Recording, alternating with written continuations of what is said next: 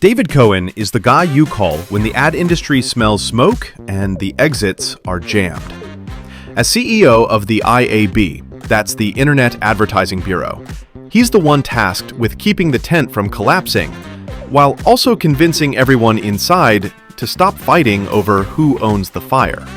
He joins us to launch Season 6 of the ADOTAT show, where we get into AI chaos, creators bulldozing Hollywood, and whether CTV is a rocket launch or just duct tape on a leaky boat.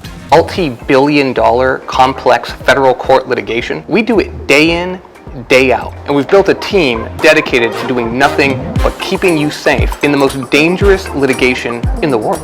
We're comfortable where everybody else is horribly uncomfortable. And with the litigation piece, we bring the compliance piece, right? That's what I'm adding. That's what my entire team is adding. We've built TCP, a world only for you folks to help you folks out. And now, Pesach Lattin, the rabbi of ROAS, the prince of programmatic, the sultan of supply paths, and the one man who can make Adtech sound like a late-night roast. At Pesach Lattin today on the ADOTAT show, we've got David Cohen, the CEO of the IAB. Translation, he's the guy who gets yelled at every time the ad industry melts down. He's overseeing billions in media deals, helped write the playbook for digital, now spends his day juggling regulators, platforms, and agencies who can't stop pointing fingers. From queens to the C-suite, he's been in every fight this industry's had: cookies, privacy, AI, you name it. We're going to talk about what really happens behind the curtains. David, first, the most important question, how are you? I'm doing great. Nice to see you. Thanks very much. So what's the single biggest fire you're trying to put out before the tent collapses? I think one of the things that I learned, so I've been at the IAB for 5.5 years, and first 2 of those were COVID pandemic related, so a little atypical. But one of the things that I found along the way is that there are no shortage of challenges facing the industry on any given day. I would say the most pressing at the moment is the role that AI is playing in terms of rewriting the rules of everything that we have architected for the past 30 years. The general kind of mnemonic of do a search, get driven to a website, monetize that traffic, and everyone kind of makes money along the way is being turned upside down. And I think that that is the greatest challenge that we have to try to help architect what does that next chapter look like. So one of the things the AIB does is to drive standards. When you talk about this, do you mean actual enforceable standards, or is it more like let's meet on Zoom and circle back in Q4? Well, those are quite binary, and I think there's probably a middle ground. I mean, at the end of the day, IAB, we're celebrating our 30th anniversary next year. It's founded in 1996. Standard setting body. Back in the early days, it was, the standard ad package. So every site didn't have their own ad sizes. We had a standard so that everyone can kind of scale the industry. Everything that we do is volunteer standards. We are not an enforcement organization. We can't force anyone to do anything. One of the greatest challenges, which I didn't mention before, is for all of our members to park their competitive spirits at the door and kind of do something that's for the betterment of the industry. So our goal is just to publish either best practices, usage guides, standards, and hopefully they get adopted because they are good for the industry and good for reducing the friction between the buy side and the sell side.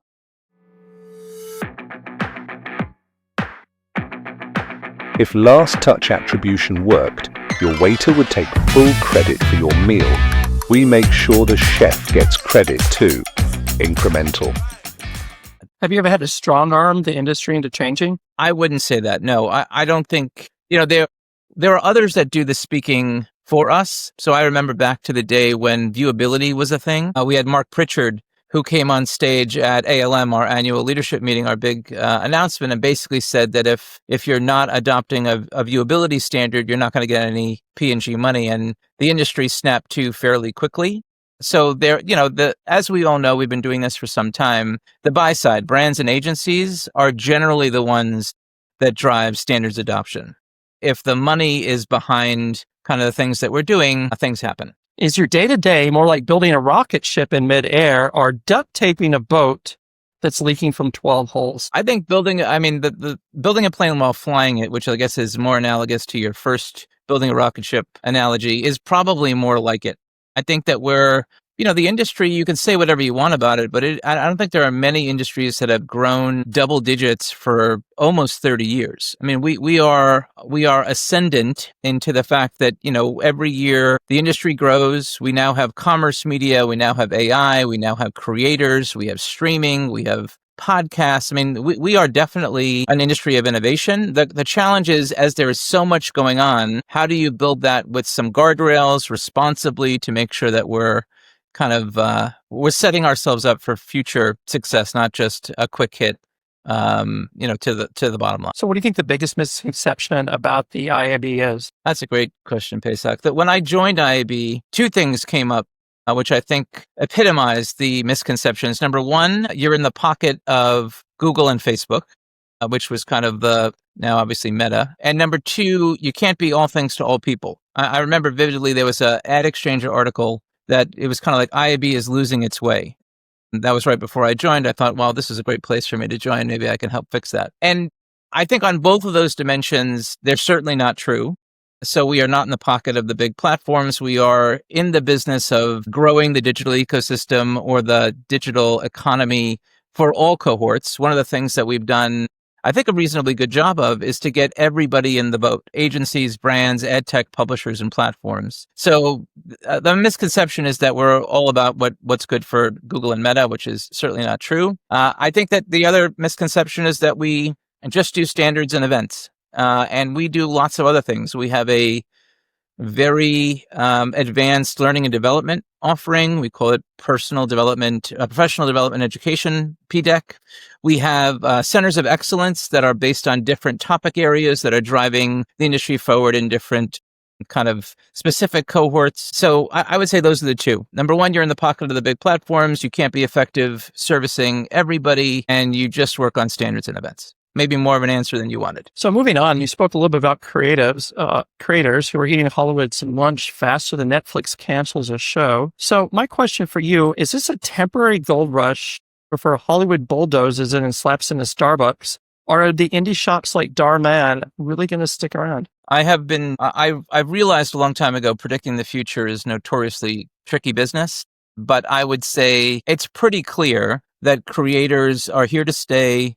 They are not a flash in the pan. They are the next generation of studios. I think everybody, brands, the networks have realized this. And you can kind of look at the one that's cited all the time is Mr. Beast, obviously Beast Enterprises. And obviously he's a phenomenon in and of himself. But we did some research recently. There's 1.5 million FTEs, full-time equivalent creators in the United States. So this is a mass-scaled, audience-building, audience-satisfying economy. Depending on who you believe, how big it is, whether it's $250 billion or $500 billion. We're doing some sizing work now at IAB, but the short answer to your question is it's not a flash in the pan. It's not a gold rush. I think it's the next generation of content studios. You said before that creators drive culture. Are we talking like haute couture culture or more like Crocs culture where it's ugly, global, and makes billions anyway? I should introduce you to my wife because I bought a pair of Crocs and she absolutely hates them. So they're like diapers for the feet. They're so comfortable. I wear them around I've actually bought multiple pairs and she's not loving that at all. There is absolutely no doubt that I have bought things that I certainly don't need, I'm not dying if I don't have them, but I've seen them as a result of a creator bringing them into my hand on my phone or into my living room. So they are driving a consideration and purchase. There's absolutely no doubt. So whether it's me at my age or my kids who are 21 and 23, I think it's much more omnipresent in their world than it is in mine, but they are definitely helping to make purchase decisions. So do you think in the future, if Spielberg, Scorsese, and a TikTok prankster pitched the same brand, who would get the budget today? What are the choices between who and who? Spielberg, Scorsese, and just a TikTok prankster. Well, a TikTok prankster, you're not selling that one very, very hard, Pesach. I would say it really depends on lots of things. It depends on the audience. It depends on who you're trying to reach. It depends on the product. It depends on your budget. I think there's a role, and this could sound like a wishy-washy answer, so I apologize. I think there's a role for the Hollywood economy and the creator economy to coexist. I don't think it's an either or. It's certainly not binary. So I think it really depends on what exactly you're trying to achieve. I will tell you that we have been told ad nauseum over the past 2 years, specifically by brands, that it would be great for IAB to spend some time putting some order to the chaos in the creator economy, because there are not any standards by which creators are identified, creators are contracted, creators are measured. So we're trying to do some work around that, starting this year and continuing into next year. What do you think the biggest issue on measurement for creators is? In a world where belts are being tightened, budgets are under scrutiny, the idea is to drive measurable ROI. I think about back to the days that I was on the agency side, and we talked about the value of product placement. And every agency came up with some newfangled model to kind of create a value for product placement. It's kind of a similar kind of question. What is the value of a creator endorsing your brand? And it's not a impression. It's not a CPM. It's a very different thing to measure. And I think that that's one of the greatest challenges. We still haven't quite cracked the code on the things that are more measurable. So this is a little bit of an apples and oranges kind of equation, I think. When will creators be the main event at upfronts? Well, I think if you look at our new front stage, many of our presenters, whether it's Snap or TikTok or YouTube, they are already the main stage. So, it's not a future state. It's a current state. I think that they are every bit as valid, as scaled, and as commercially relevant as the traditional Hollywood economy. So switching gears to the oil rush no one saw coming, commerce media. Yes. So when you have said that commerce media is fast growing, is this a real sustainable revenue or just another round of Wall Street hype or regret? Like WeWork and Juicera? Well, I think at the risk of stating the absolute obvious, the pandemic changed commerce forever. We lived our lives entirely digitally for 2 years. The budgets that were being spent around end aisle displays and shelf placements and all the below the line trade marketing weren't being used. And I think that we found an industry that just kind of was born out of the ether around how do we kind of take what we were doing in the physical space and bring it to the digital world. So I think this is here to stay. Commerce media, which is a relatively new way that we described it, was RMNs, retail media networks, for a long time. Now we have new categories like travel and financial services that are getting in on the action as well. So we've kind of up-leveled the nomenclature to be commerce media. It still is 91%, I believe, retail media networks. But it's a massive business. I mean, it's a $60+ billion business today, going up to $118, $120 billion in the next couple of years. I think that retailers whose businesses have been challenged for years, who typically operate in low margin, high velocity ways, are finding that advertising is a great way to diversify the bottom line and drive a reasonably high margin business. So I think that there are 235 commerce media networks in existence. The question is, can the industry support all of that? Are they all going to exist on a go-forward basis? Will there be consolidation? And that's an open question. I hope that many of them continue to exist. I think that they add value to the ecosystem. What's the most impressive example you've seen outside of retail media networks where commerce media actually worked?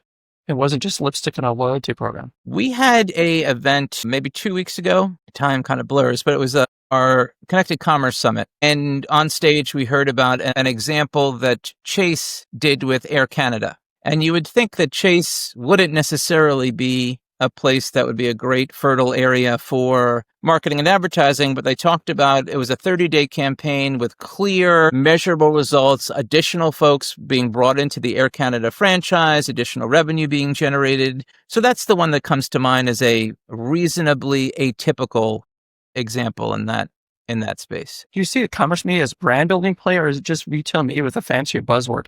I think that by and large, commerce media has been largely relegated to, if you believe that the funnel still exists, lower funnel activity, driving measurable sales for endemic products. And the challenge in the industry is to kind of bring that up a level to kind of illustrate that commerce media can work across the funnel, from awareness to consideration to purchase and repeat, and that it's not only for spending money if you're actually selling the product in that retail establishment. So there's lots of opportunities to use the data that is generated by retailers for both on-platform and off-platform executions, in-store activations. So I think it's a pretty full funnel opportunity that we've really been focused on the bottom third for the past couple of years. And I think the industry is trying to kind of bring awareness around the opportunity to do more than that. What do you think the biggest lie in commerce media being told right now is? Biggest lie. There's definitely a little bit of an edge to some of these questions, Pesach, I'm noticing. I don't know if there's a lie. I think that there's a belief that a lot of this is new. Right. And there is some value to the shiny penny. There's some value to new stuff. In-store media is not new at all. In-store media has been around for decades. It's about the technology enablement of in-store media, the ability to put beacons in stores to identify when folks are going down an aisle or not, to hit them with relevant personalized messaging. So I think it's the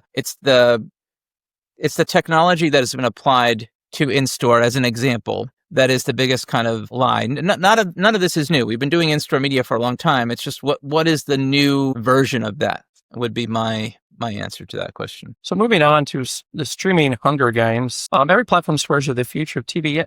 It just, as I noticed yesterday, Netflix, half the ads I see look like they're stitched together on Windows 90 Flash. So are we building a sustainable new ecosystem, or is this just a feeding frenzy where everyone opts to eat before the buffet closes? Well, I think your experience is not, sadly, it's not entirely off base. I think that there is opportunity in this streaming space to up-level, to I remember back to the early days, there was tremendous innovation in ad formats. Hulu was one of the kind of driving forces in that, experimenting with lots of different ways of going to market. We have some challenges, there's no doubt. I mean, I think that streaming is not going away. Streaming will be the de facto vehicle by which video is consumed. There's no doubt about that in my mind. But we have work to do. We have work to do on ad load. We have work to do on frequency management. We have work to do on personalization. But I would say that there's lots of different experiences out there. You know, if you're on Roku, the Roku channel is very different than Netflix, which is very different than Disney Plus, which is quite different than Fubo. I mean, there's lots of different ways of going to market. One of the things that we're trying to do in collaboration with the Tech Lab is standardize some of those ad formats so that the industry can scale at a more rapid pace. So in Q4, you'll see Tony and the Tech Lab team come out with we've kind of asked for input from the industry, give us all the ways that you're doing QR codes, all the ways you're doing push downs, and we're going to kind of come up with a standard set of ad formats for the CTV space so that we could be a little bit more standardized and scale that business in a more meaningful way. So we're working on that too. So hypothetical, if you were a brand with $10 million today, would you throw it at CTV upfronts, scatter market bidding, or just hire Mr. Beast to eat a sandwich on YouTube? I guess one of the choices is not all of the above. I think that you could do all of them. I don't know. You can't predict how things are going to work. Obviously, everything has a function of cost and impact. And the good news is that as an example, market mix modeling, which has been kind of reincarnated in the age of AI, you could put something in market, put some marketing stimulus and see what works better than others at what cost. So I couldn't tell you now which is the best way to spend your money. I would say you should try lots of smart experiments. So how much of the streaming war is actually about content, or is it just a proxy battle for who controls the home screen on your TV? Yes, I think it's both. There are those that think that content is a commodity. There's tons and tons of content out there. I'm sure when everyone sits down to watch something, they are besieged by opportunity. So it's a paradox of choice. Controlling the interface by which someone finds what to consume is valuable too. So discovery is still a great challenge in the CTV space. How do you identify what it is that you want to watch and where it is, what service it's on? And no one's really cracked the code on that. So I think it's a combination of the right content against the right audience, but it's also about who's owning the attention interface. And I think that both of them matter. So measurement in marketing has become like Olympic gymnastics scoring. There's a lot of flipping, twisting at the end. No one's sure if the landing counted. Attentive metrics, the hot new vault routine is being rebuilt like Frankenstein to survive a privacy crackdown, and attribution has gone from last click to incrementality. Is measurement really evolving, or are these just new acronyms to the same old mess? I've been in this business for 30-ish years, and we've been talking about measurement for as long as I've been in the business. I think one of the things that is clear to me is that the challenge in measurement is not a technical one. It's a business challenge. I think that we have the technology to solve many of the cross-platform challenges that have vexed us for a long time, but the players in the ecosystem have to be willing to do something for the betterment of the industry as opposed to the betterment of their bottom line. And I think that that is still a challenge for us to get over. So, when you talk about attention, and you mentioned that, so I'll talk about that for a second. We spent a lot of time over the past 2 years. Angelina Eng, who leads our measurement, addressability, and data centers, spent a lot of time with the MRC and our committees and working groups on setting some kind of standards around attention. And we're going to come out with something with the MRC very, very shortly on that topic. And it's funny because if you ask 100 people in the industry, is attention something that we should be spending our time on? You'll get kind of a third. You'll get those that believe that attention is far better than impressions. You'll get others that say you don't waste your time, we should focus on outcomes. And you'll get a third that are entirely ambivalent. Knock yourself out. So it's kind of like we're going to move on from attention, I think, for 2026 to be focused more on incrementality, on MMM, and on kind of trying to standardize something around outcome-based measurement, because those are much more kind of they're not in the rear view, they're in the front view mirror, or the windshield, for lack of a better term, which we think that there needs to be some industry galvanization around. If you were in charge of attribution for a global brand right now, where would you put your money when it comes to measurement? Or would you just throw darts at a pie chart? I think I would recommend doing lots of different things. I wouldn't put all your eggs in one basket. I would try lots of different approaches to market. I would try different partners that are getting at the end result. I would try and seeing what you believe is the most valid, the most repeatable, and the most common sense solutions for you. One of the things that we try to avoid at IAB is recommending any individual solution or partner or member, because we love all of our children equally. But I think every brand needs to experiment. One of the things that we try to encourage brands to do is not rely on someone else to figure this out for them. It's incumbent upon them to get in the game and test it out. So I'm a big fan of incremental numbers, but how do we convince CFOs something that's, to be honest, is a lot less sexy than last click is actually the truth? Well, I mean, I think in any dimension for anything that you're trying to do in life, talking the person's language. When I talk to my mother, I talk quite differently than when I talk to my kids. Talking a language of a CFO, which is about efficiency and optimization and ROAS and incremental ROAS. I mean, I think you need to talk their language. I think CFOs would largely, they will never claim to be the expert in a technical solution or the methodology by which you get to the end, because other people will be focused on that, kicking the tires as to whether what you're doing is process sound and technology sound, but talk the language that they talk. Invest $1 here, get $1.25 back. I think most CFOs will get that language. So what's one measurement metric that you would like to see die? Oh my God, what a great question. I would say click-through rate, which I still believe exists in the world, and it blows my mind that we're still, I have seen reports that have CTR percentage on them. Honestly, that's the answer to that. Click-through rate. Clicks and click-through rate. Yeah, wasn't there a study done about 15 years ago that like a blank banner gets more clicks than most banners? It's like 10, 15 years ago. There was that. Yes, there was that. And there was also studies that have shown there is absolutely zero correlation between click-through rate and driving business outcomes, whether it's sales, leads, or any sales surrogate. So there's no correlation. It means nothing. The numbers are infinitesimally small. And I think that they should have been banned a long time ago. So since we already poked the data bear, let's go a little full Skynet and talk about AI, the buzzword that somehow means magic to half the industry and existential threat to the other half. So meanwhile, Washington is still arguing about whether to spell privacy with a capital P, but you're all in the AI advertising revolution. So when someone says AI will transform advertising, do we mean efficiency, personalization, or just automating the BS PowerPoints? I think I did this already, but I'll just say yes.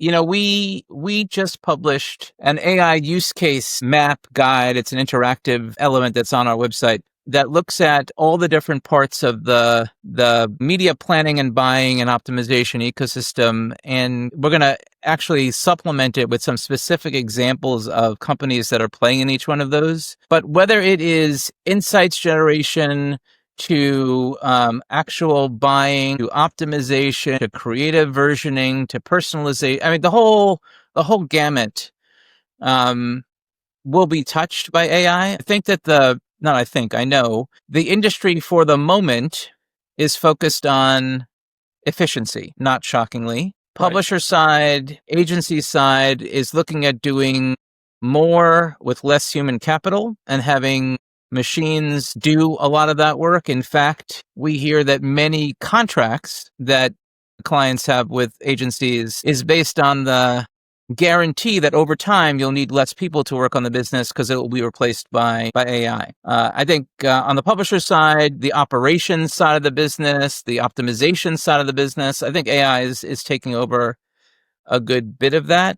I have long said, and this is not going to be a revolution or revelation to anyone, because many people talk about it, yet we don't really do much about it, that creative is by far and away the number one most effective or most important element of determining marketing success or marketing effectiveness. Whether it's 60%, 70%, 80%, whatever that is, it's the largest and most important part of the equation. And yet we haven't, as an industry, really cracked the code on utilizing AI for creative purposes. We just did a survey recently that said that 9 out of 10 buyers intend to use AI for creative needs or creative campaign activations, which I think is quite high. It was quite surprising to us. But I think that's the tipping point that I'm super excited about. When we actually start iterating our creativity with the help of AI, then I think we will have really crossed a really important threshold. So let's just say you're king for a day. Would you push Washington to pass one unified privacy law, B, outlaw dark patterns, or C, just give every consumer an unsubscribe ads forever button? I'm going to choose none of the above. Well, no, not exactly. So we've been talking to the Hill, Washington, about a nationally preemptive data privacy law since I've been here, and it preceded me. So we've been talking about that for a very long time. And for lots of reasons, general dysfunction, inability for two sides of the aisle to agree on, key sticking points, whether it's private right of action, is certainly one, or national preemption, because we have lots of states that have spent a lot of time and effort to come out with a state privacy law, California as an example. Right. And after all of that time and effort and work, to have a national law that kind of preempts everything else is something that some states are not terribly interested in. We are trying to, as I'm sure you're aware, in the current administration, there was a privacy working group that was created in the House Energy and Commerce Committee that is supposedly going to be issuing their initial stab at a national privacy law sometime before the end of the year. We believe it's going to be around November. And it might have a good chance of passing through the House. I don't think that it's been a full bipartisan effort, so I think it will be challenged to kind of pass on the Senate side of the House, get 60 votes, considering Democrats have not been necessarily as much part of the process as they should have been up until this point. But we're really pushing for a nationally preemptive law. Now, if we can't get there, because the definition of insanity, Pesach, is trying to do the same thing over and over again and expecting a different result, there might be some things that we have to capitulate on. So maybe there's some commonality to the 20 states that currently have laws on the books, and we can have a little grouping around different kind of, maybe there's 3 different versions. Maybe there's a limited private right of action. We're open to kind of thinking through things differently because we really need to get this over the line. At the moment, the compliance complexities and cost are prohibitive, and we still have 30 states that don't have laws on the books. So it would be a real detriment to the growth of the industry if we don't figure this out soon. So speaking of the bill, do you think that the senators actually understand what's going on, like especially with TikTok and stuff, without naming any specific people? Yeah, sure. I have spent a good bit of time on the Hill, walking into offices, talking about the industry, And I would say it's a very wide range. You have the members themselves, congressmen and women and senators, and then you have their staffs. There are many staffs that are very, very well educated, quite eloquent, understand Adtech. They understand the kind of data flows. They're pretty, you'd be surprised sometimes. And then, as you would expect, there are some folks who are less facile. Some of the members themselves are, a little older in years. It's like talking to my parents about some of the things that we do, and that's a little bit of a harder sell. But one of our key point of being in DC is education. We have a congressional education series. We just had a number of staffers that actually met with us this week on the Hill to be educated on how things work, fact versus fiction, debunking some of the common misconceptions. So education is a key part of driving our agenda forward. So do you think AI is going to strengthen the open web or just consolidate more power into the hands of a few mega platforms? That's an interesting one. My hope is that it spurs a new generation of innovation that drives competition. It will serve nobody, certainly not the industry, not IAB, anyone's interest to have 5 players in the digital ecosystem, and that's basically what you have to work with. I will tell you that we have lots and lots of conversations with publishers who are struggling in this kind of new world order. They have seen traffic kind of drop precipitously, 20%, 30%, 50%. The one thing there's a couple things that I could say for certainty. Need to announce themselves, and they need to abide by the laws of the land when they get to a website. And I'm not sure that that's happening entirely today. Number Right. 2, publishers should be compensated for the content that they've created. And I think over the past couple of years, we've seen lots and lots of deals that have been cut. I think that there's probably some buyer's remorse. You're cutting deals not knowing what the value of that is. So I think that will play itself out over the next couple of years as well. But the third one, which often gets relooked or overlooked, is that publishers absolutely need to reinvent their go-to-market proposition. All the other things, we can figure it out. We can kind of stop the crawlers. We can get paid for our content. But as I started this conversation, the basic mechanic of search to drive to website, to monetize an audience, it's done. That is not going to be the next 30 years of this industry. So how do you think about atomizing your content? How do you distribute it everywhere that consumers are? How do you drive it in social, et cetera, et cetera? So the reinvention of what it means to be a publisher is absolutely front and center. And we're trying to kind of help publishers talk to one another to try to work it out or figure it out together. And there's no simple solution to it. We've been doing the kind of same basic mechanic for a very long time. So do you ever see maybe like a program like they do for music for licensing or just general web content? It's possible. Yeah, Like it's entirely ASCAP? possible. Yeah, it's entirely possible. So Tech Lab is trying to think about kind of coming up with some standards, PI, licensing programs around the monetization of content. So yes, we are, as a collective, trying to think through that. But the music industry, I think, is a reasonably good analogy. Yeah. I just think because I license a lot of content and I have to put, a code in my videos and everything. So when the AI or the bot looks for it, it knows that I actually licensed it. Otherwise I get like strikes on YouTube and stuff. Yeah. So it seems like a pretty good, way to do it. So moving on, I'm going to strand you on a desert island. You don't have Wi-Fi, no streaming, no Adtech panels, just coconut sand and the possibility of a volleyball-based friendship. Which 5 people are you bringing with you and how long before you secretly regret at least 2 of those choices? Stranded on a desert island.